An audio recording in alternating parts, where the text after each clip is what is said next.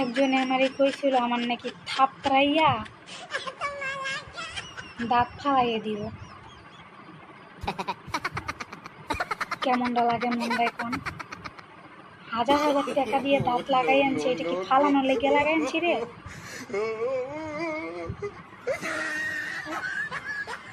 এই যে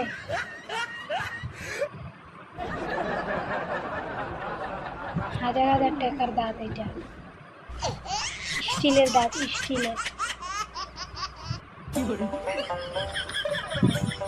চাইলেই আপনি ফালাইতে পারবেন।